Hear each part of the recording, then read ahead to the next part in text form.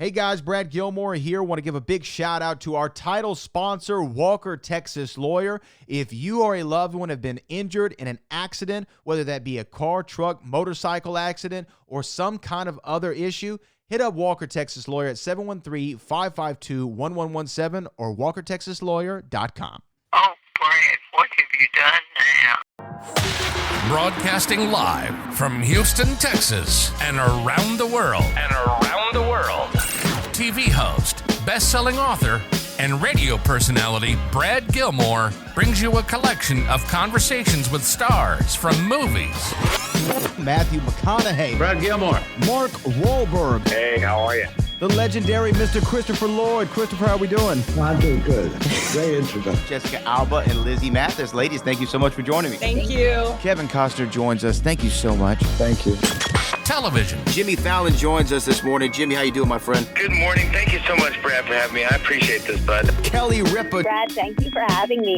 Comedy. Jay Leno joins us. Jay, how you doing? Hey, Brad, what's going on? Chris Tucker is in the building. Chris Tucker, good morning to you. Hey, Brad, and good morning to you. How are you? George Lopez joins us right now. George, how are you doing, sir? Good morning. Music. Lola Monroe. Thank you. Thank you for having me. The legendary frontman of AC/DC, Brian Johnson, joins us right now. Brian, how you doing? Good morning, Brad. What lovely to talk to me, funny lad. Megan Trainor. Thank you so much, Brad. You're awesome. Chloe Bailey joins us. I appreciate the time. Appreciate you. And more. This is The Collection. Now your host, The Boat. Brad Gilmore!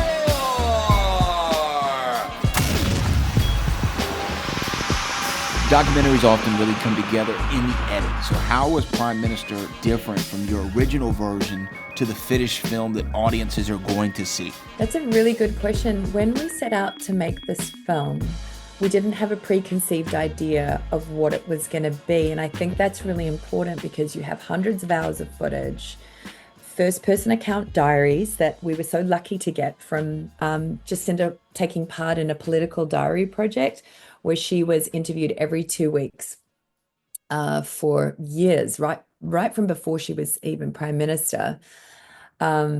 And we got access to this incredible material that wasn't supposed to be released until after she died. So we had that incredible vault of content. We had all this content that had come in from Clark, her partner, filming, her at all sorts of inopportune times and really intimate moments between them where we got to see the dynamic of a couple, where we got to see how Jacinda felt after a long day, footage with their baby that she had while she was in office. And then of course we had all the media coming in from these, incredibly historic moments and crises in New Zealand that many were felt across the world too, obviously with COVID.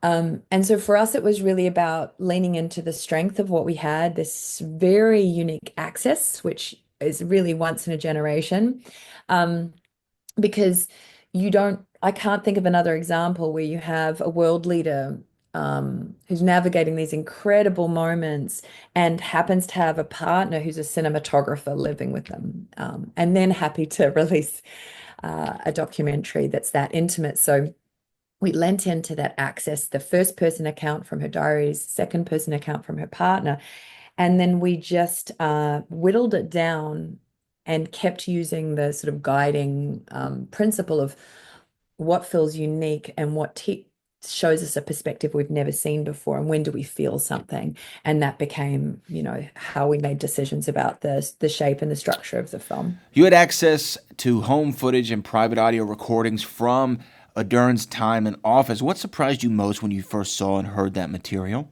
I think the candidness of how she was speaking was so unusual. Like, you think about it, you have someone in a very public position who you're hearing being interviewed all the time, and then all of a sudden you're hearing their candid diaries that they don't expect to be released. So it was how personal and human they were. They sounded just like you or I talking about how we might feel about really hard things.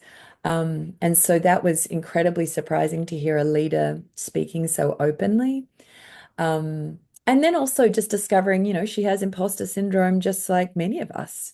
that through all of those really big, hard things and the times we witnessed her look so strong and steady, she had self-doubt and she was a reluctant leader. And so that just made it all so relatable. And that was a beautiful surprise.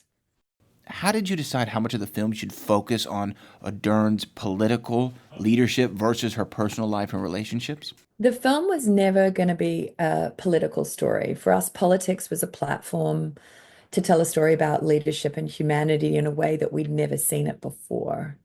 So obviously there were some really key fundamentals that we had to communicate. One of them is our political system in New Zealand, which differs from countries like the US. And that was important for our audience to just get an understanding of how she ended up in power.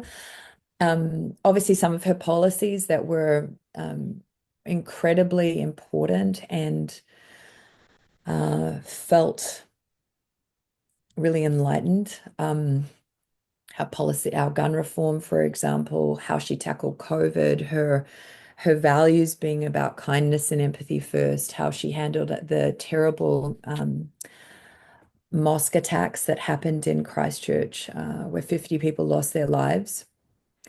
And so for us, it was the human story of a leader faced with enormous challenges, and politics was just the backdrop. This story is deeply rooted in New Zealand, but it also makes some universal themes like empathy and leadership and fighting disinformation. What do you hope audiences around the world take away from the film? I love that question. For us, we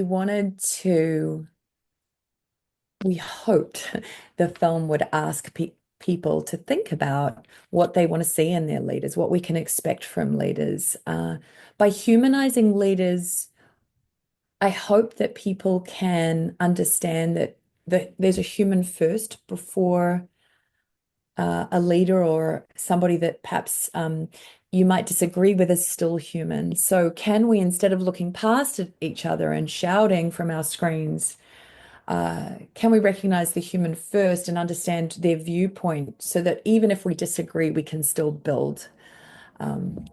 I really hope that the film just sparks conversation and robust conversation about what we want from our leaders and how we build a better world for everybody, not just the people that agree with us.